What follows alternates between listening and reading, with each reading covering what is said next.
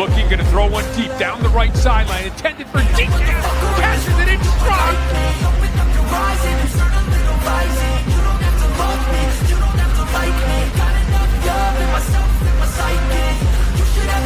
Throwing middle is caught. Amon-Ra St. Brown, he's gone, baby.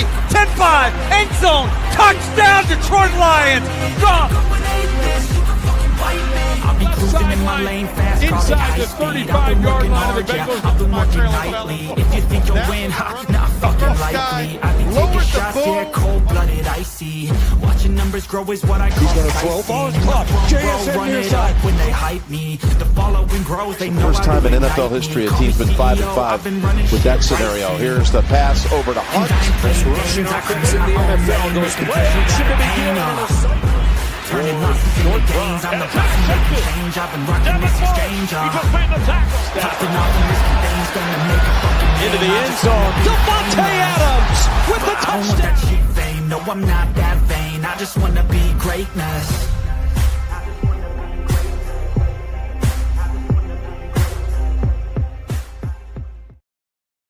What is up, everybody? Welcome back to the DT Show, State of the Steelers, and in hindsight, we're doing it in 3 different channels, guys. Welcome everybody to the show.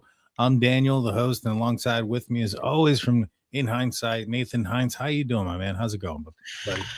Not too bad, man. It's Friday. Thank God. For some people, it might not matter. For me, it does matter. But so it's Friday today. Good to be on here, talk a little football with DJ before he heads out my way. So we're just going to kind of go over really the whole playoff bracket. Yeah. This Football Friday, it's NFL Wildcard weekend.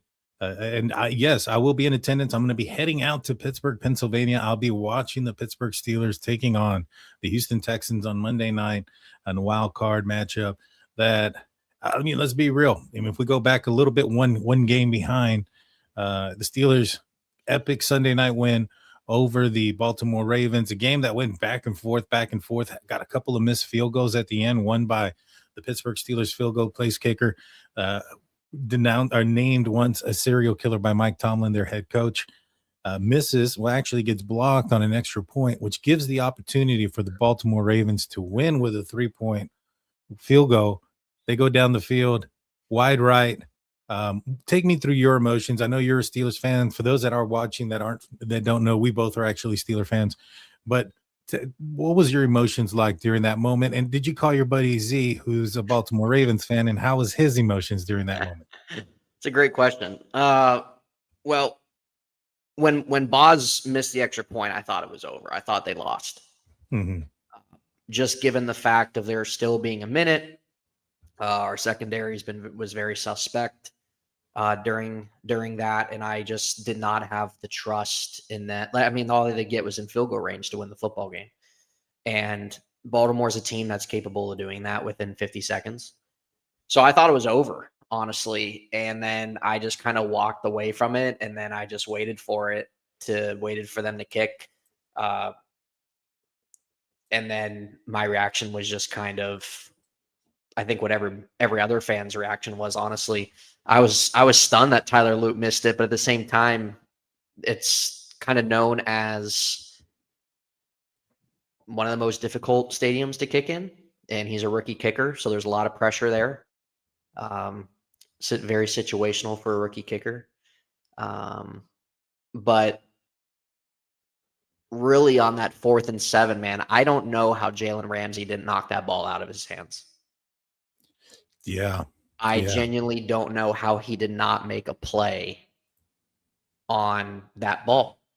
Mm-hmm. And it's remarkable to me that when you have Likely there, you have Ramsey coming over, and I forget what corner, who was it, Asante Samuel or somebody that was in that range. And so you had the help safety there, but it's like, how do you not break that pass up? I feel like Minkah Fitzpatrick would have. Well, I genuinely feel like that's a Minkah type play to knock that out on 4th down, because he's done that so much. For sure. I was sick to my stomach on what Raj did, sing the emotion there, and I'm like, man, I feel so bad for him because this was really him in Green Bay a lot. And why a lot of reasons in terms of why he really only won one Super Bowl with them. So very frustrating on that end, but honestly, it's great to see. Even if I wasn't a Steeler fan, I would much rather see Aaron Rodgers at least get one more shot, assuming he's going to retire, rather than see a mediocre Baltimore Ravens team with Lamar when they've had 6 years. So, yeah, I mean, it really. The one thing that shocked me though was the fact that, and we talked about that before, is when the Steelers played them before, I was like, hey, there's going to be a matchup at the end. Do you think that if the Steelers end up eliminating the Ravens season at that point, is that going to be the end of hardball in Baltimore? Fast forward a few weeks, ends up being the scenario. Hardball's not there no more. How surprised are you? And from your friend's perspective, Z, who is a Baltimore Ravens fan, how's he feeling about the loss of their head coach? He was kind of surprised. Yeah, to really touch on him, we have a group chat, and so like, you know, he would kind of pop off and everything like that. But then when it was so back and forth, it was so funny just to kind of see the back and forth emotions and everything like that.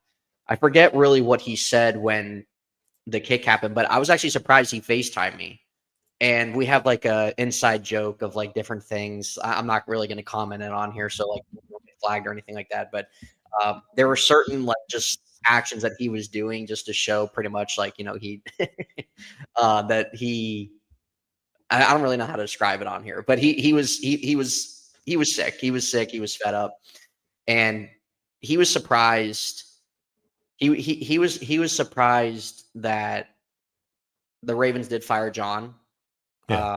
Just because of the fact that he felt that he's somebody who thought Mike McDonald should have got promoted, that they should have let John go after their playoff loss last year and move Mike McDonald into the next position, which looking at it, yeah, should have been the right decision. So he personally thought that they should have, if they keep John, okay, you move off Zach Orr and some of your coaching staff, but get somebody in there that can be seasoned to kind of take over within a year or two.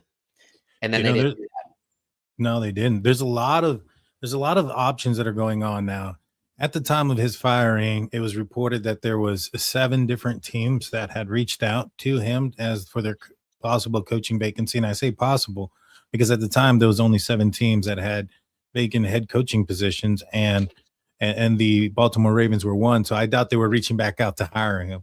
So, you know, Mike McDaniels ends up getting fired here recently from the Miami Dolphins. I'm assuming the Miami Dolphins are probably one of those teams. The fact that they moved on from him, maybe not immediately after the season. Well, I guess it was immediately after the season ended, but the fact that they waited until Harbaugh was fired for them to move on does make me pause a little bit. Is Harbaugh going to Miami? Is that a destination spot for him? I know tax-wise it might be nice. Weather-wise, it's probably a lot nicer than what it is out there in Baltimore. You know, where do you think he's going to be coaching next? I think there's a good possibility of it being in Miami. Yeah, I can agree with you. I think that with him, like a team like Miami, I think needs an established guy. Like there's some teams I think that can go in a direction of guys who haven't yet had that experience as a head coach, but can be an up and coming guy. So like the Ravens, I wouldn't be surprised if they went in that direction of doing something like that. But when you have an organization that's kind of been very dysfunctional, you need somebody that's going to bring stability. And whether that be the Dolphins or the Giants or something like that, like those are 2 organizations that have been very dysfunctional. Even though the Dolphins made the playoffs and had a pretty good season a couple years ago, that there's a lot of issues there. And John might want a lot of control with certain things. From what I read, John wanted to bring back the whole coaching staff with the Ravens, and that was a big reason in terms of them letting go completely a whole new direction, which I respect the Ravens for doing. And for them, it's even before this game on Sunday, Steelers and Ravens fans were kind of alike in a lot of different ways of just wanting to see a new direction and it's time and all those type of things. What's up, Sirius? Thanks for coming in. Good to see you too. Appreciate that. A shout out to everybody in the chat as well. Good to see everybody. Yeah. Thanks, guys, for your interaction. We're kind of going through it. We'll go through comments too as we go on. Yeah, I got a couple of saved. Okay. But yeah, it's going to be interesting with John because Miami's in a situation here. You have the Tua issue, his contract. Miami really, you have a couple really strong key positional players, but does John want to go in a situation where he's coached a long time and he wants to be a part of a full rebuild, or does he want to go somewhere that he can look at and say, yeah, you know what, I can win with this team within the next year or two? So that's kind of a factor into certain things, but the Dolphins have some intrigue there, but maybe John, again, like he just wants that full control over the roster and he kind of has a vision on who he wants as his quarterback and the direction of the organization. So I don't know, but there's like 8 head coaching positions open right now. So there's a lot. There is. I'm surprised that the Baltimore Ravens didn't try to, just trade him, get something in return for John. I don't know if he has a no trade clause in his contract, and I don't know if there's any kind of hiccups with that, or maybe perhaps they just want to do right by him, and by letting him go. I know if I was in their situation with so many teams that were so eager to interview him so fast, why not get a 3rd round pick out of it? Get something out of it. But hey, that's their business. Let them do it the way they want. Yeah, and depending who loses this weekend too, that doesn't mean that there won't be another head coaching position or two coming out of that. Exactly. That's 100% true. So, and a guy like John might be waiting for some of that. He might be waiting. Hey, if there's a team or two that's in the playoff, in the playoff bubble right now, and they move on from their coach, you never know. Yeah. No, yeah, you're absolutely right. The Ravens have interviewed a ton of people, so that's gonna be interesting on that end. I would love to see them botch it. I'd love to see them just bring in some I don't know who's somebody like. I'm not a big Cliff Kingsbury fan. There's a lot of reasons for that. So I think that'd be funny because Z can't stand Cliff Kingsbury either. So that would be hilarious. But yeah, there's a lot of situations and different things of that nature that can really happen. I know Jason Garrett, I think, was getting some interest from somewhere too. He's been out of coaching for a few years doing analyst work. So there's a lot. There's a lot, honestly. Yeah. And then with the departure, of McDaniels out there in Miami, I know that there's also an opening position out there in Tennessee. The Arthur Smith, the offensive coordinator for the Pittsburgh Steelers, has been one of the guys that has been requested to interview for that position. He used to be their offensive coordinator before he left to become the head coach of the Atlanta Falcons for a couple of years there before becoming the Steelers offensive coordinator. If he goes, the Steelers, Tomlin and Mike McDaniels had a little bit of an interaction out there after the game the Steelers versus Miami here recently. I wouldn't mind seeing that happen. I wouldn't mind seeing if Arthur Smith goes, bringing in somebody like McDaniels into the Pittsburgh Steelers, give that offense a little bit of imagination, so to speak. I don't know if Rodgers is the right quarterback to pair up with that. If Rodgers ends up going back, to the Pittsburgh Steelers for that's another a good year. point. Like if you're Aaron, do you want to learn a whole new thing? That's true. That's another thing too. I think Arthur Smith's gotten a little bit too much hate this year. He's not my cup of tea necessarily in terms of how he likes to conduct an offense. And I don't really think in terms of really how he does things, like we really even saw a lot of that play out this year. But if he does honestly, I don't think he will, but if he would for some reason, like they have some options out there. I think more than likely it's going to be Terrell Austin that goes, which he should go. I've been saying that for 4 years. I never even agreed with them hiring him in the first place. Good possibility. Well, let's break down some of these games. So let's talk about the first one that's coming up. It's going to be the Los Angeles Rams at the Carolina Panthers. The Los Angeles Rams were first place in the NFC conference not too long ago. Now they find themselves. We're getting there, Messi. Relax. Yeah, exactly. They come to a situation now where the Los Angeles Rams are traveling to Carolina, who just got, they had a competitive game or two in the last couple of weeks. It was a win, and they're in for the last 2 weeks for the Carolina Panthers, and they lost both games. If it wasn't for the Atlanta Falcons winning against the New Orleans Saints, it would have been the Tampa Bay Buccaneers in this position. Good for me because I had $100 bet going on which team would go further this year, the Steelers or Tampa Bay, and it went right down to the wire. So I won that. I also won two fantasy football leagues, including the one that I'm in with you. Yes. So it's been a very successful year. Definitely big wins at the end of the season for sure. Yes, well, and I want that to continue with my team. Well, anywho, Rams are going in. I think this is the Rams are 10.5 point favorites. I mean, 10.5 point underdogs at home. I think that didn't they play earlier this season, both these teams, and didn't Carolina beat the Rams? I think they did. Hang on a second. I love this Meshy guy. Hang on. All right, you want to hear about the Bears? We're gonna get there, bro. If you want to hear about the Bears that bad, there's other content that strictly talks about the Bears. We're gonna get there. We're Steeler fans, so we also kind of talked a little bit about them. Okay, we're gonna get there. We're gonna get there. We'll get there. And so yeah, and I might say some things just to piss you off. Okay, for fun. Yeah, I did gamble. I gambled quite a bit, actually. I gotta call that 1-800 gambling right now. But I won this year. I won, so it's all good. But yeah, Carolina already beat the Rams. They're looking to make it 2 in a row. It's very difficult to beat the same team twice, especially a team that's very successful, a team that's as strong as the Los Angeles Rams. But do you think they can, are you seeing a 10.5 point win? Are you seeing a blowout here? I think it's possible.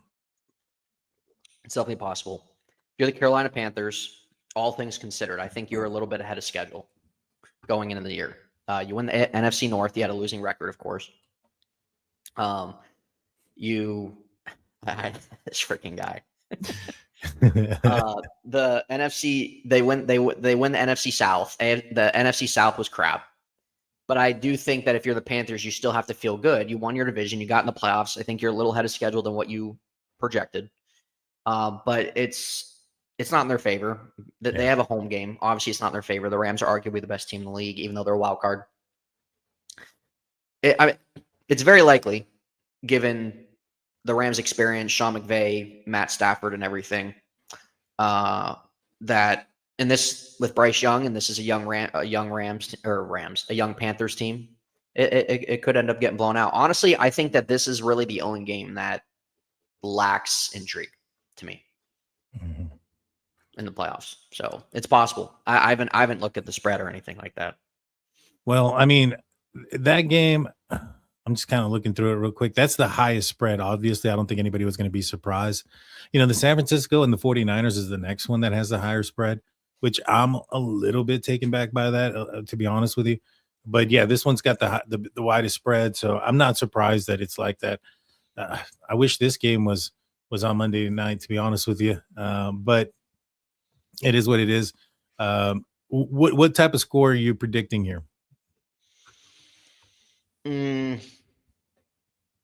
think I'm kind of on your side on maybe this potentially being a blowout, man. Honestly, I could see like 34-14 or something like that. Yeah, I think so too. I think this is going to be a blowout. I'm predicting somewhere around the 32 to 17 range, and I think much of that 17 comes in like junk time. Yeah. No, it's very much so. It's the least intriguing one. I don't really think there's really a whole lot of like conversation about this game, just given outside the aspects. Stafford probably gonna be your MVP. They've been in the Super Bowl. This is a young team.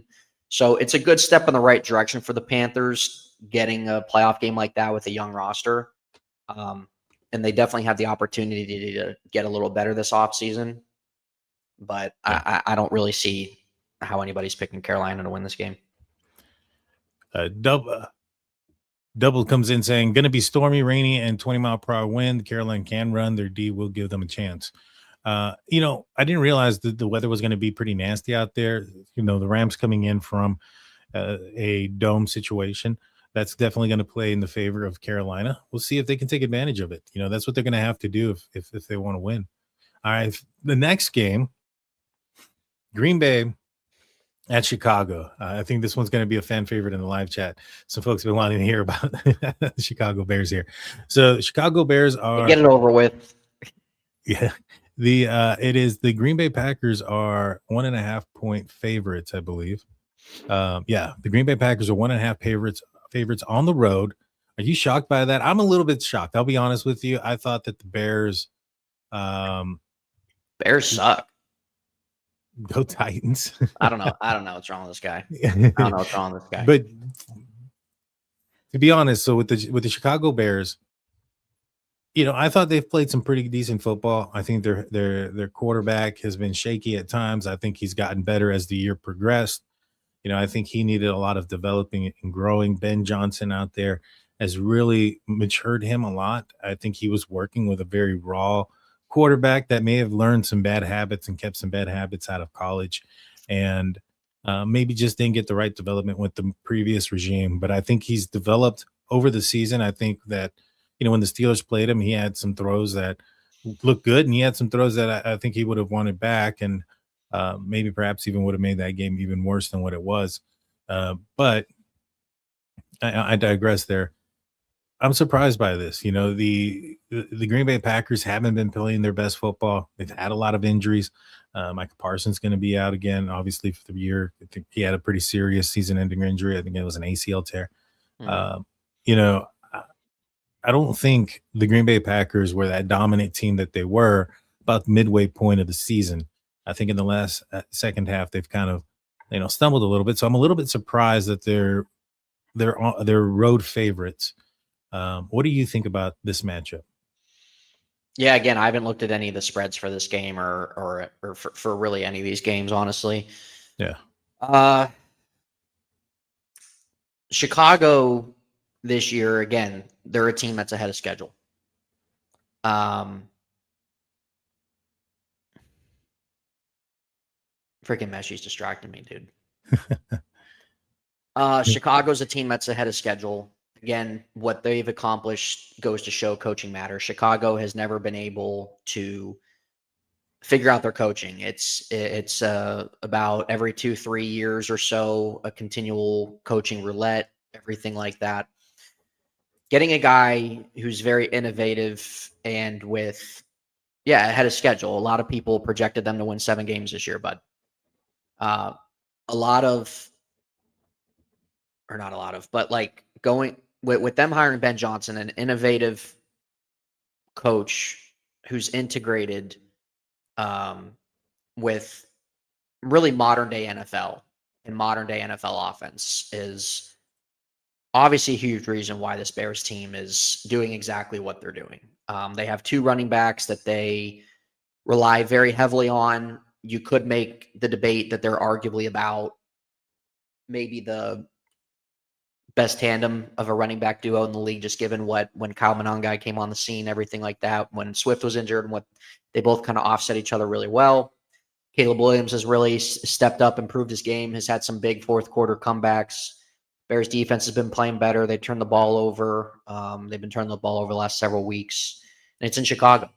Make a great point with the Bears or the Packers. They're banged up. Micah Parsons is still injured. Jordan Love is going to play, sure. But even at that point, I mean, is that something that really moves the needle for you as that Jordan Love's playing, especially with the current state of where Green Bay's at? They haven't been running the football well. Josh Jacobs been on and off. I don't know. Is it too late for them to kind of get on some type of I don't know, on any type of run. So I can see Green Bay win this too, just given Matt LaFleur and he's won a couple playoff games there when he first joined them. But the Bears are the hot hand. Ben Johnson has these guys ready to play every week. There's a ton of cracks in this Green Bay team. I think I'm gonna lean the Bears to win this game.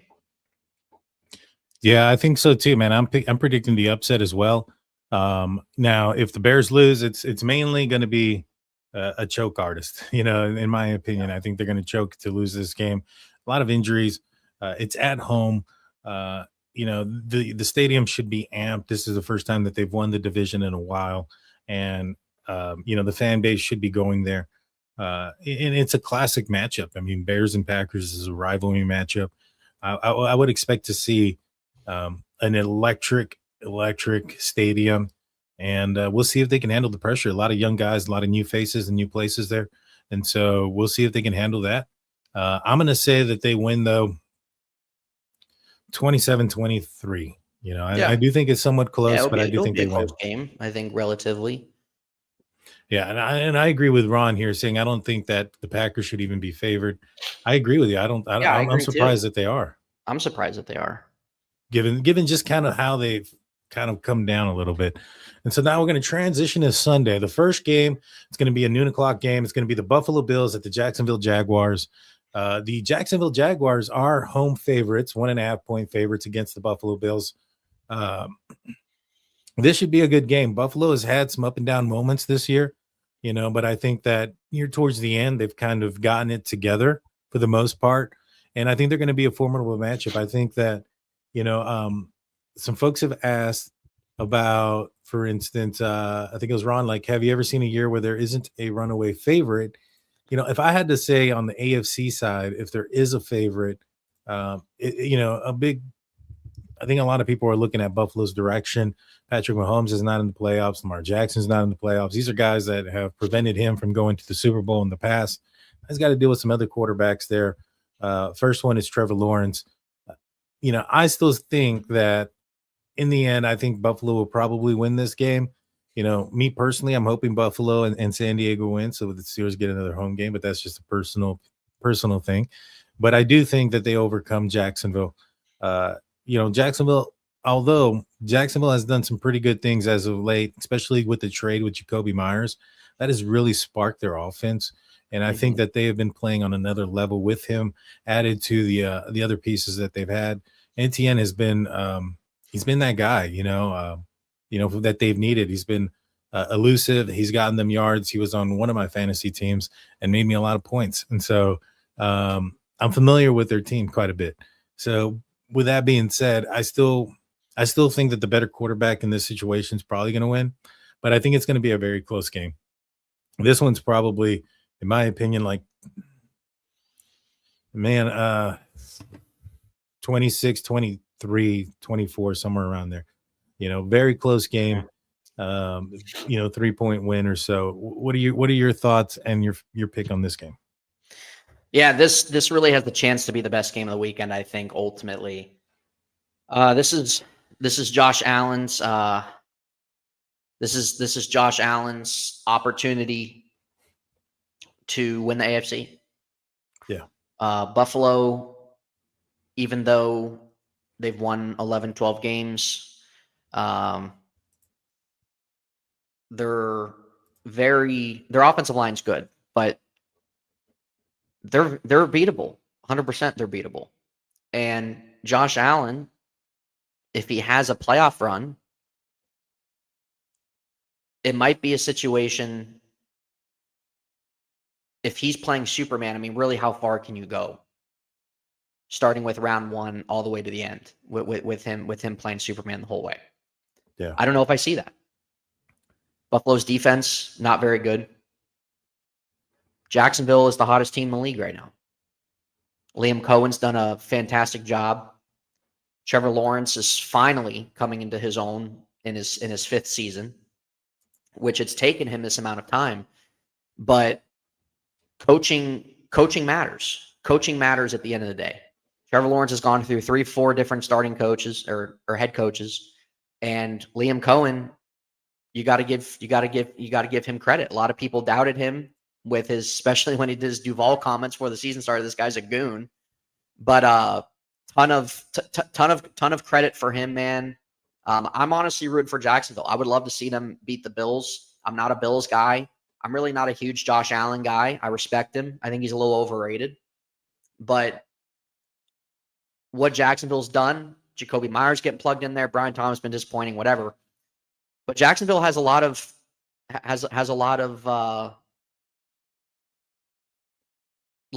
guys that get integrated with their offense, man. You know, they have a couple backs there.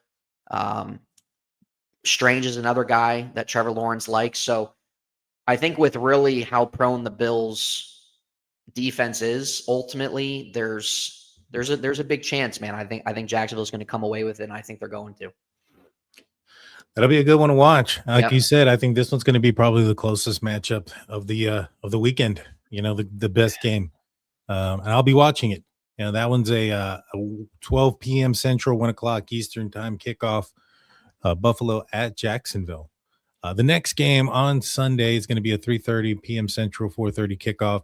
And my computer just glitched. Give me a sec. You're good. And that is going to be between the San Francisco 49ers and the Eagles. Now, this one also has a big spread here. The Eagles are favored by 6 point. They're 6-point favorites at home against the 49ers. 49ers been dealing. I think they got kind of banged up a little bit in that last game. I know Brock Purdy went down with an injury. I think he's going to end up being okay, and I think he's going to play. I'm surprised by the margin here. I would have expected more of a 3-point favorite. I think that the 49ers have done well. In fact, they were in it towards the end. They were one of the teams that could have possibly ended up with first place in the NFC. So 6-point favorites. It's in Philadelphia. Philadelphia is a hard place to win. 49ers have to travel across the country. The only thing that's good for them about this traveling is that the game's at 4:30 local time, and so it's not too early in the day for them. But I think that in Philadelphia, it's a hard place to win. I think the Eagles are going to take care of business. I'm not sure they're going to win by 6, though. I don't know if they'll cover the 6 points, but I think they'll end up winning. This game, there's going to be some more points. I think they're going to have to put up points. So I'm going to go somewhere around 27-32, somewhere around there with the Philadelphia Eagle win. Where are you at on this game? Yeah, I'm in the same boat. I'm in the same boat as pretty much most of the chat here. Ton of credit, man. San Francisco, most banged up team all season, found ways to win. Pretty remarkable stuff. It's tough having to go from there to Philly.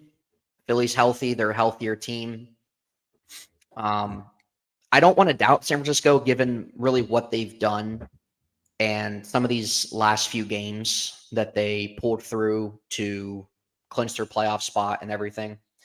So I don't really want to doubt San Francisco on that end, but it's tough going into Philly, a team trying to defend their house, and they're the healthier team too at this point, and the playoffs is a complete different ball game. So I think it should be close, you would think, relatively. Saquon Barkley's been a massive letdown. As you know, Christian McCaffrey's, that's the thing. Like, it's hard for me to doubt them, man, given everything that they've gone through and have persevered this year. I 100% think that they can go into Philadelphia and win, though. I absolutely do think that they can. I think they're coached well enough to do that. I think they have enough balance of an offense to do that. But it's tough to do that ultimately. So I'm gonna lean Philly too, but I think it's gonna be closer. It's gonna be a little closer though. Yeah. I don't think that spread. I don't know. I don't like it. They only put the over under at 44.5 points on that game. Yeah. I don't know. I mean, Philadelphia's offense is not been what it was like last year. They're missing some of the explosion there. It's taken a little bit for Brown to get going. Like as you mentioned, Saquon Barkley hasn't been the piece he was last year either, and I think even Hurts has taken a step back. So we'll see how it goes. But 44.5 points for these two teams, I don't know. I mean, maybe. And then let's go to the Sunday night game. This one's going to be huge. This is going to be the Los Angeles Chargers taking on the New England Patriots in Gillette, in Foxborough. The Patriots are 3.5-point favorites in this game. This is going to be a good matchup. This is going to be a good test to see where the Patriots really are. A lot of the I guess the talk has been that they've done really good this year, but they've also not had the strongest of schedules. And so I think Mike Vrabel has done an excellent job out there in New England. Mm-hmm. I think that he's made them a very competent, fundamental football team. And I mean, they rattled off 9, 10, 11 games there in a row. I think they got a guy in May. This will be a moment to see, how they can handle the pressure. This is the first time they're all in the playoffs together since joining the league for Drake May and some of the guys that are around him. And so, you know, I think they'll end up taking care of business. Foxborough is a hard place to play. Los Angeles having to travel across the country, go from a stadium into probably a much colder atmosphere in New England at night. I just think that everything's kind of favoring towards the Patriots, and they're going to end up winning this game. Yeah. What are your thoughts? Yeah, I hear you, man. This is huge for New England. First playoff game in 5-6 years. Vrabel, another guy, very well could win Coach of the Year. I wouldn't be surprised though if the Chargers went in and upset them though. I mean, Justin Herbert is due to win his first playoff game. Jim Harbaugh has kind of been there, done that a little bit.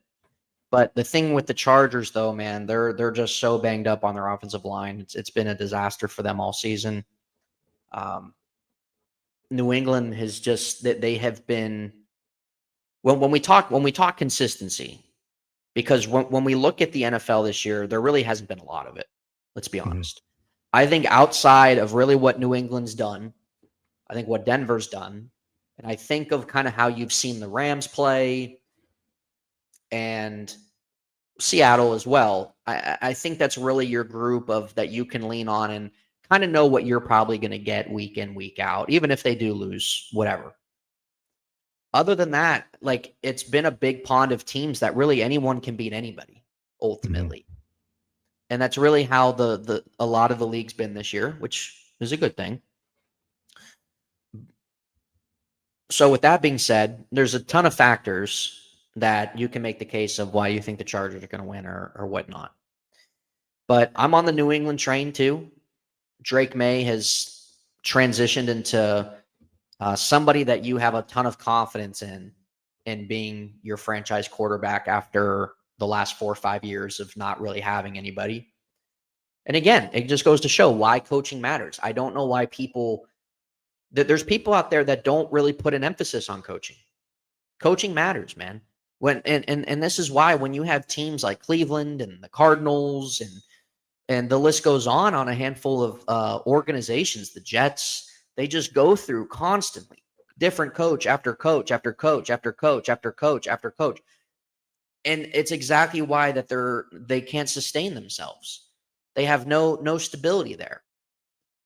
So with New England, Belichick leaves, they bring Gerard Mayo. I'm usually a guy that likes to at least give a few years, but Gerard Mayo, it just wasn't connecting. Mike Vrabel, established guy, got to an AFC championship, got more out of what he was dealt with in Tennessee, and former player for the Patriots. Already has a great relationship there.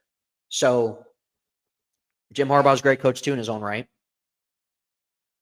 This is, I honestly hate to say I feel like every game can be close because it could, but there's at least going to be another game that's honestly not going to be close. I don't know if it's going to be this one or not, but I'm excited about this one. I think this is a great matchup to put on Sunday night. Yeah. And New England fans, they haven't been to the playoffs in 4 or 5 years, so this is kind of something that they've been ready for.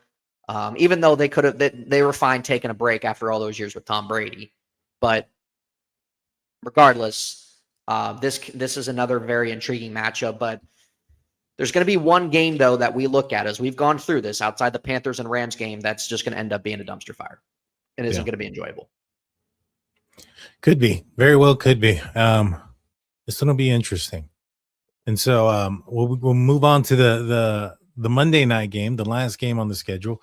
What do you think first and foremost about the NFL hosting Monday night games? I mean, I know that the Steelers were open to it because they just played the Baltimore Ravens, a very physical matchup, so they get an extra day of healing. But that also limits you and puts you at a disadvantage going into the following week because there are no other teams that are playing on Monday night. So if you're playing a Saturday night, a team that played on Saturday, which I don't know if they can because I think Saturdays are NFC teams. So no, they're going to play a Sunday game opponent. They still get a day or more rest than the Steelers. What do you think about the NFL going to a Monday night game? Axman, it's a great point there, man. Thanks for pointing that out. Absolutely.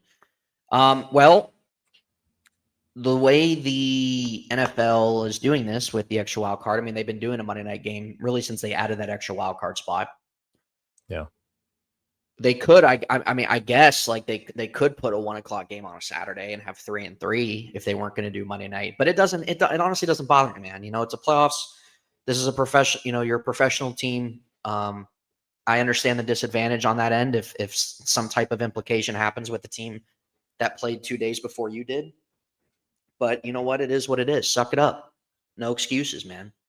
So if you're the Steelers, hey, this is what it is. You guys have dealt with adversity. Same with the Texans. The Texans are as well, besides the Jacksonville Jaguars, hottest team in the league right now. So it's the way it is. The playoffs, some things go your way, some things you don't. Some things don't. You got to overcome that. So that's the grind of it. So I don't mind it. I'm fine that they play Monday night. I think it's fine as well if they would have a 1:00 game on a Saturday and do 3-3, but it is what it is. I don't really put too much thought into it, honestly. That's just me. See, the only thing I don't like about it is if they have to travel. The Steelers aren't a good team on the road, especially like on Thursday nights where it's a short week. And so if they're traveling and they have to go somewhere on Sunday, let's just say that's to New England or whoever. If they're traveling, then that they leave a day early, so that's another day. So they're going to get 5 days of practice. And I've never really liked how Tomlin's teams have come out when they're underprepared against other teams, especially on the road. So to me, that's the part that I'm a little bit like, ugh. I really wouldn't wish it on the Steelers, but it is what it is. And you're right. They're a professional football team. They need to go take care of business. Now, that being said, I would appreciate it if they are, going to go up against a team. It'd be a team that they are somewhat familiar with, a team that they had gone up against already, whether it be the Buffalo Bills or the New England Patriots, although those two teams played the Steelers very tough. And in both, well, Buffalo Bills won, but in the Patriots case, if they held on to the ball better, they probably would have won that game handedly. Yeah. Although that's the case, I think they probably, because they've had some sort of, film study on them already, they'd probably be a little bit better prepared on a shorter week. And so that's what my, I guess, hope would be there. Going into this matchup, this game is Steelers are underdogs by 3 points. Over under is 38.5 points. I would say you got to go the over on this game. I think the over is going to hit 38.5. 38.5. That's low. That's low. I mean, the Colts just put up 30 with Riley Leonard on the Texans defense. Now I know the Texans defense has been playing well, and that's probably the exception, not the rule here. But DK Metcalf coming back for the Pittsburgh Steelers. I think the Steelers team is probably the healthiest it's been all year because of a couple of different things. I think TJ Watt having to take off a few weeks there due to the whole lung issue that he had. He's come back, as he said, his legs feel better than they ever had at this late of the season. DK Metcalf having the last 2 games off due to suspension. He's coming back fresh. He's pissed off. I don't know if you saw the video of him in practice earlier. He was the only player on the Steelers team running around there with a helmet on. And so he's not happy. He's mad about the entire situation and everything that went down. He didn't get an opportunity to play. Aaron Rodgers, he's playing meaningful football in January. This is exactly what he wanted, and they're playing for the head coach, guy that had fired Tomlin chance not too long ago, ring through Acrisure Stadium. So, I think that I think the Steelers are going to end up probably winning this game. It's Monday night. Steelers haven't lost on a Monday night game since like the 80s or something like that. It's Monday night, and we pulled all the stops out. I'm going to be out there. I'm taking my secret weapon, aka Steelers fan, the wife. She hasn't seen the Steelers lose, and so every time we've gone out there and I've taken her to the game, Steelers have won. So we've pulling out all the stops. Make sure we get a playoff win. Shout out for sure. For the greater good. The greater good, man. And so we'll be out there. I think the Steelers end up winning this game. Now, I think it'll end up, the score will probably be closer. I think that the Steelers end up winning somewhere around 28-24. But I think that, it's probably a little bit more comfortable than that. Just something at the end. What are your thoughts on this matchup? Honestly, I agree with the over-under. I really do. The Texans have had the best defense in football, in my opinion. I think that really them defensively this year has been one of the better defenses in the last handful of years, ultimately. So this isn't going to be, I don't view this as something where the Steelers are going to put up 20-some points. I really don't. I really can easily see this being a very low-scoring Monday Night Football game in the cold.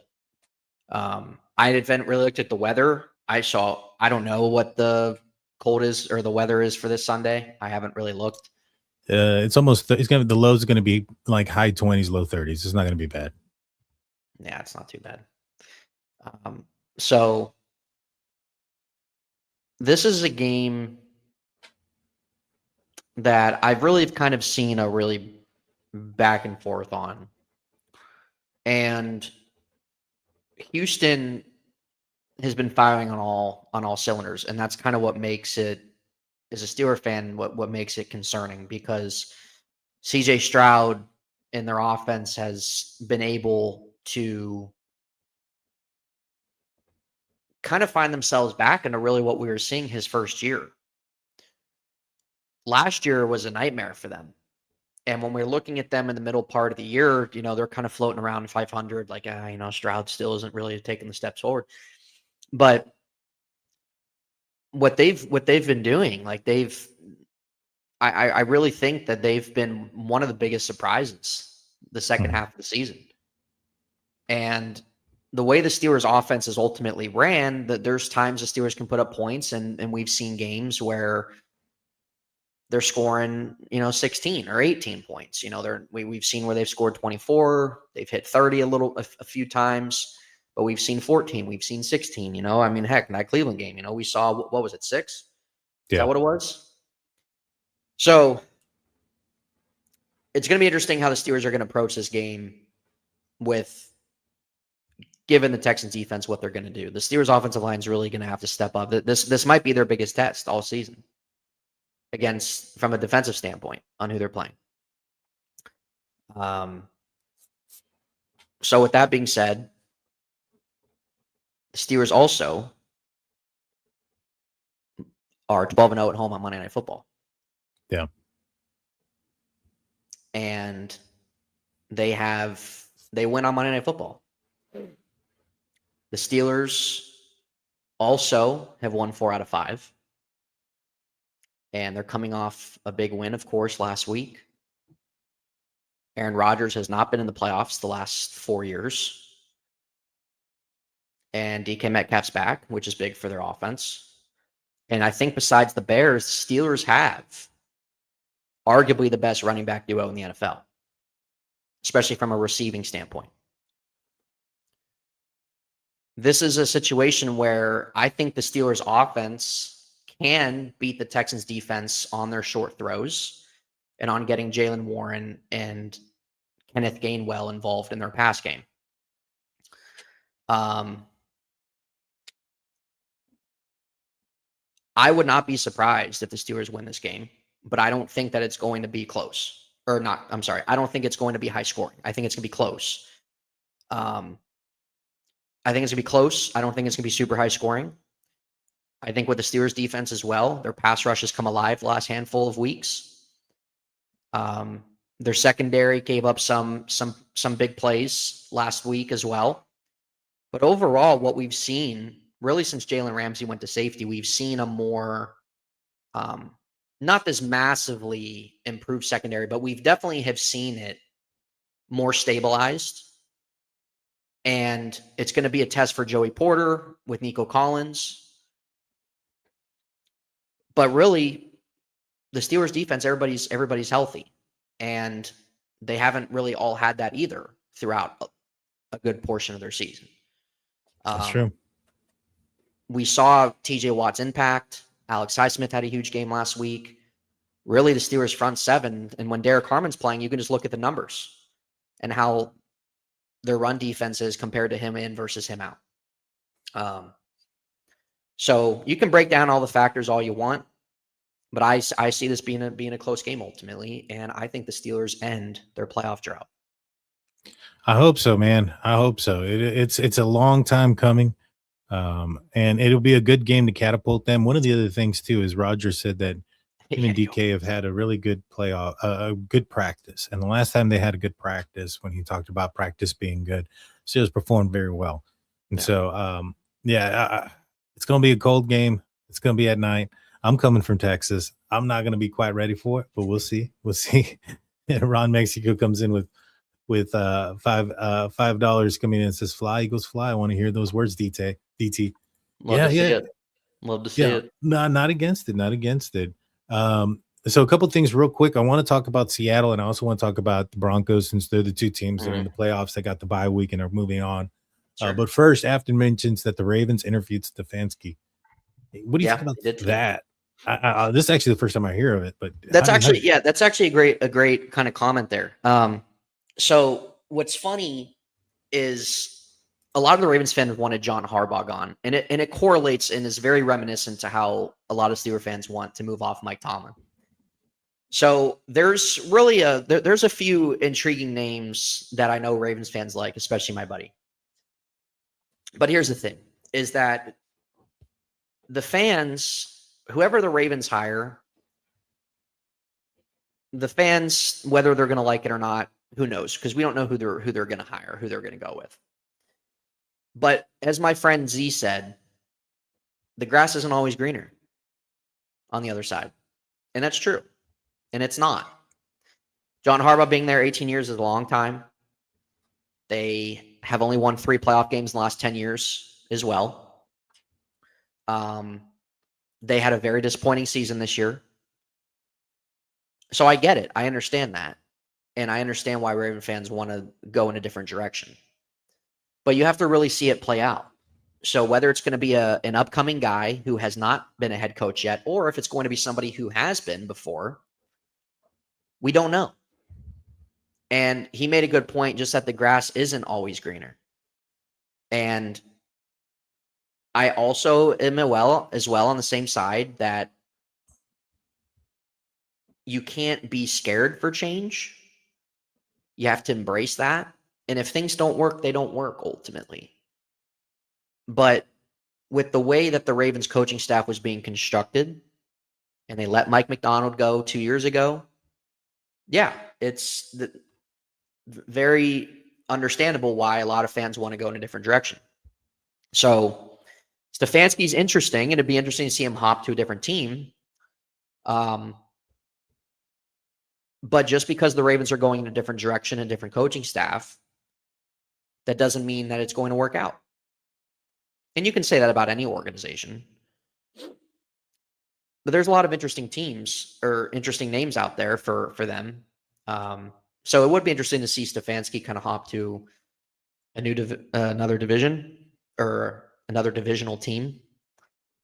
So we'll see. You know, I mean, from what it was said, the Ravens might want to go in a way of more of an offensive perspective to adapt Lamar's game to, I don't know, get whatever the hell they want out of him. I don't know. Yeah. So we'll see. I mean, they've interviewed a handful of guys. So I don't know, honestly. Yeah. It'll be interesting. It'll be interesting which route they go. I think they're going to try to look for an offensive-minded head coach. I mean, if they're they might wait too until playoffs. Till all the dust settles. Be the smartest thing to do, in my opinion. And honestly, what I mean, there's really no rush. Like all these teams, like you do your due diligence or whatever, but there's really no rush or anything, honestly. Yeah. All righty. So let's look at these teams that don't play this weekend. They got the bye week. They got an automatic win and an advancement to the divisional playoff game. And we're going to start off with the Seattle Seahawks. Now, based on the way we kind of predicted things and how things were going to go, it looks like they'll be taking on the Los Angeles Rams again for, I think, what's that, like a third time? I think they're in the same division. So, yeah, they'd be playing for the third time. If Green Bay or San Francisco, unless, Green Bay or San Francisco end up winning, I think it's most likely going to be the Rams. I think the Rams are going to, beat Carolina. I think San Francisco can beat the Eagles. So it's probably going to be one of those two teams. Either way, it's most likely going to be a divisional rivalry game again, between Seattle and either the Rams or San Francisco. Crazy way that's going to end up. But I'm assuming if you're Seattle, you like those odds, you like that matchup. You're familiar with both of those teams, and you get an extra week to prepare for either one of them. And it's not like you have to go to the drawing board and go up against, like, for instance, the Steelers talked a lot this week about going up against Houston, where they haven't played a lot of teams that played Houston. Like, for instance, at the time when they played the Colts, I don't think the Colts have played Houston. So when they were watching the Colts film, Houston wasn't, part of that film study. And so they hadn't played them this year. That's not the case with Seattle. They've played both San Francisco and Los Angeles twice already. How confident would you be if you're a Seattle Seahawks fan, knowing that you're most likely going to play a divisional foe come the first week? Before I answer that, here's a question for S-Dubs here. Yeah. How confident are you in Sam Darnold in Sam Darnold's first playoff game with the Seahawks? I'm just curious, especially given, what happened last year. So, because last year, I'm not trying to compare, but last year, Minnesota also had one of the best offenses in the NFL and had a great record, and Sam Darnold had a career year. So I'm just curious on how you feel. With that being said, what was your question? Like, how I feel about Seattle? Yeah, how do you feel about Seattle? Like, if you were a Seattle Seahawks fan, how confident would you be knowing that your most likely first matchup is going to be against a divisional rival who's played a game already? You're going to be, a week off and on break. 10%. Okay. And so, given what she just said, given the fact that these are going to be teams that know your team and what you want to do, how confident are you going into a divisional game against a divisional team, a divisional wildcard game? The great thing with Seattle, they have a great home field advantage, and so they're gonna have that. So that's a huge plus. They have one of the best defenses in the NFL, which is a huge plus. They've had the best receiver in the NFL this year. They have one of the best passing games in the league, which is great. But we saw how that game went against the Rams, and that was, in my opinion, arguably still the best game of the season. And it's not an easy task either. You're facing potential MVP. You got Sean McVay, who's a great coach as well. It definitely would be better suited if Seattle ended up playing, I think, somebody other than the Rams. So if I'm a Seahawks fan, I'm hoping to get somebody outside the Rams, just given the competitive nature of that, given as well just really how that last game went. And just, again, you have the Rams offense that's super high powered as well. But if you're a Seahawks fan, like, you still have to feel good having that home field advantage. It's been a little bit since they've had that. And having that number one seed been a while. So I really think that definitely should give them confidence. Yep, absolutely, Steelers freak.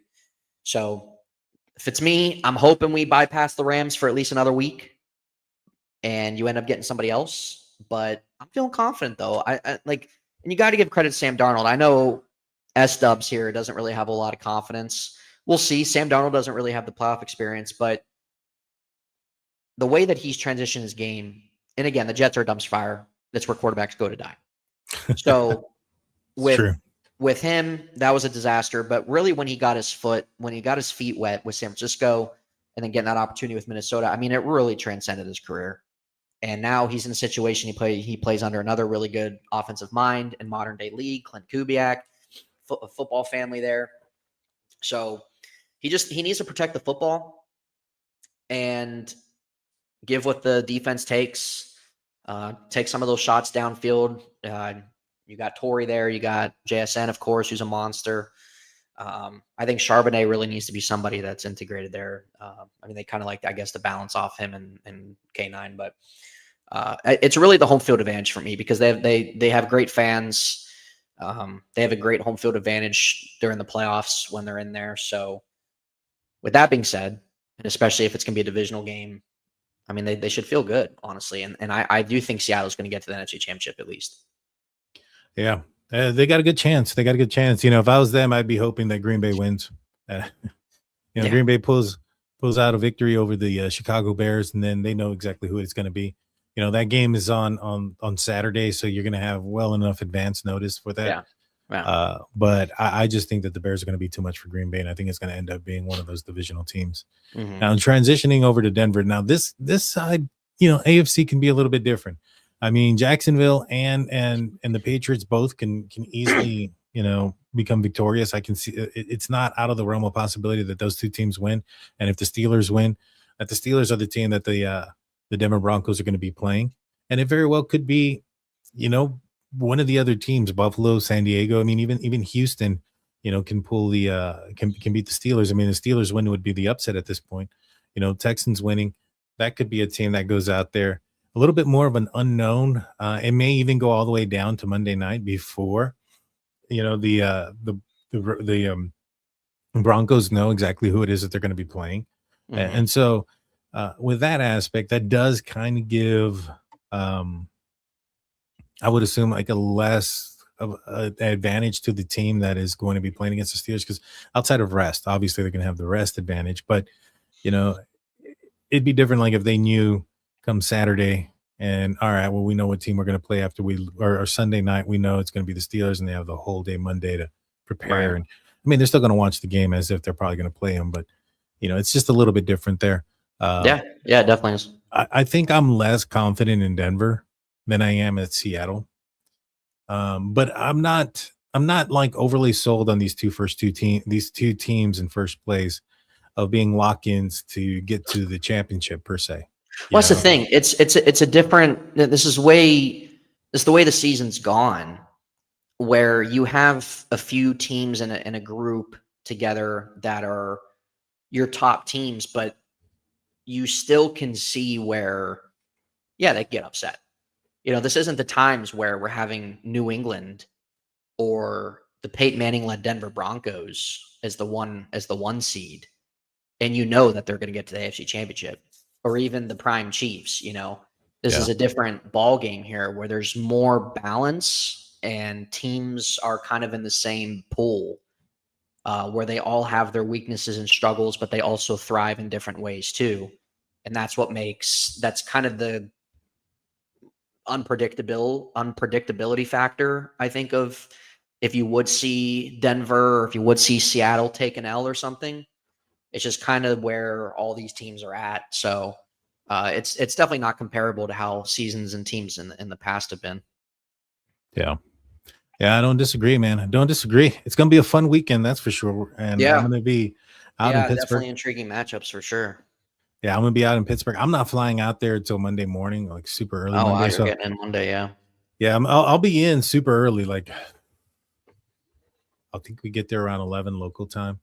And so we'll be there. And then the next day I got to fly out super early again. I probably didn't plan that out right, but we want to get back a little bit early. Understandable. And so we're just going straight for the game. I'm excited for it. It's my first playoff game ever going. Well, you'll see the new terminal because Pittsburgh has a new terminal now. Well, it opened the day I was here last time. The day I flew out was the first day it was open. Oh, really? Yeah, okay, they so opened up the airport. I haven't seen it yet. Yeah. Well, I've flown out of it. I have not flown into Pittsburgh with the new terminal, so I'm not sure what. Yeah, I've only gone one way, so it'll be exciting to see. Yeah, no, that. It's very nice. It's very nice. Yeah. Well, I'm looking forward to it. Nathan, you want to let everybody know what you got coming up next and where people can find you? I know it's linked in the description, but let everybody know. Yeah. Guys can follow me at In Hindsight in the description. Really lately, Daniel and I have just kind of been doing our shows, either talking about the Steelers or these Football Fridays that we've kind of done a couple times so far. So we'll probably cover this stuff. I don't know, Afton. I mean, I think it's quite different. They took out the tram, and it looks very different, I think. So I don't know how much you saw, but it is what it is.